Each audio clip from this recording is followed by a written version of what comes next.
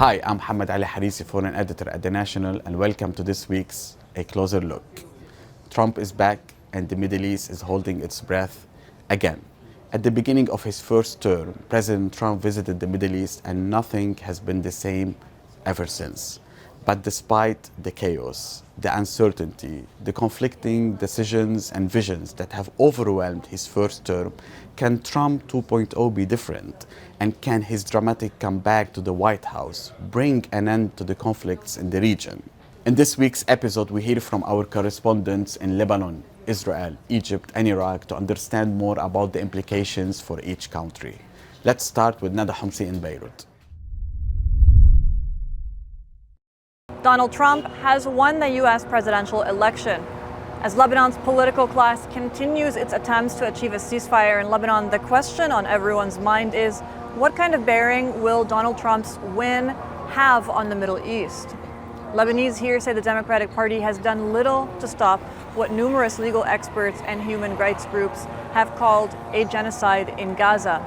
Now, with Israel escalating an offensive on Hezbollah in Lebanon that has left some 2,000 people dead in the last month alone, everyone is asking, what will Trump do? Trump has promised Lebanese American constituents that he would end the war. At the same time, he's considered a staunch supporter of Israel.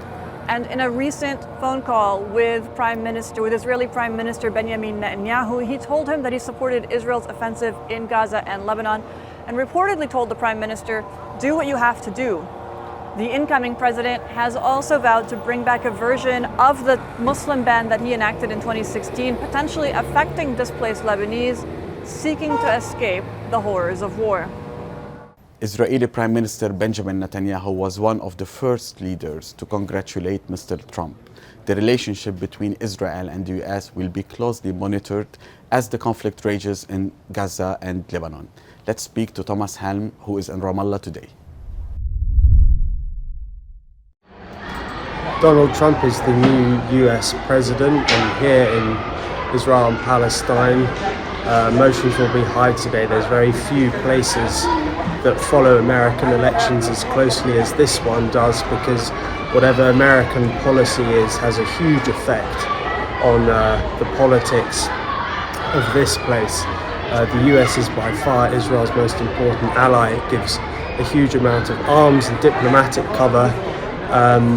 This has never been more true than during the Gaza war. Joe Biden was viewed as a stalwart supporter of Israel, and yet most Israelis appear to prefer Donald Trump. It's been quite interesting to observe, because there's no doubt that Joe Biden's shown a great deal of support.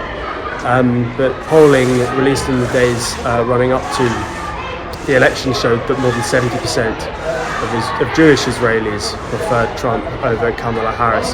The picture with Palestinians was different. It was a lot more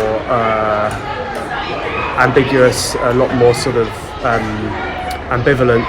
We think that it's probably because there's more of a dejected feeling about the Gaza war in that community. People just assume that it will drag on no matter what the candidate in the White House is. So, confusing picture this morning. Many people will be happy, but I think it's safe to say that there are more questions than answers as this place goes through one of the most traumatic episodes in its history. Iraq was one of the main issues for US voters 20 years ago, but it's not the case anymore. However, there are many important agreements at stake, especially the US withdrawal from Iraq. Let's hear from Sinan in Baghdad. Thanks, Ali. With Donald Trump in White House, Iraq could face considerable shifts in its relationship with the United States. Trump's foreign policy could also mean less diplomatic engagement, as he often framed the Middle Eastern involvement as costly for the US taxpayers with no clear benefits. Unlike Joe Biden, Trump's foreign policy prioritizes reduced US involvement in Middle Eastern conflicts. His past approach demonstrated a preference for minimal US intervention, with policies focused on US troop withdrawal and reduced military commitments. If Trump resumes this approach, Iraq might see less US military and financial support, impacting the counter-terrorism efforts against ISIS and that could have significant consequences on the country's stability and security. In January 22, tensions between Baghdad and Washington spiked after the US drone attack, overseen personally by Trump, killed Iran's top military commander, Qasem Soleimani, along with Iraq's influential militia leader, Abu Mahdi al-Muhandis, in Baghdad. Finally, Egypt has played a crucial role in the Gaza truce negotiations. However, its relationship with Israel has been badly affected. Can Trump change that? Let's hear from Kamal in Cairo. Thanks, Ali. So for Egypt, a Trump presidency is not going to change much from what's happening now. Egypt has enjoyed a strong and strategic relationship with several US administrations over the years, whether they are Republican or Democrat. And despite there being minor shifts or minor disagreements between both camps, Egypt has always managed to kind of do its part and maintain that partnership with the US, which is essential also for the US's partnership with Israel. So that's for the government part. But right now it's important to note that there is a separation in Egypt between the state and the people, where the state is honoring its peace treaty with Israel. It is supporting Israel in its war on Gaza, which is something that the people are not happy about.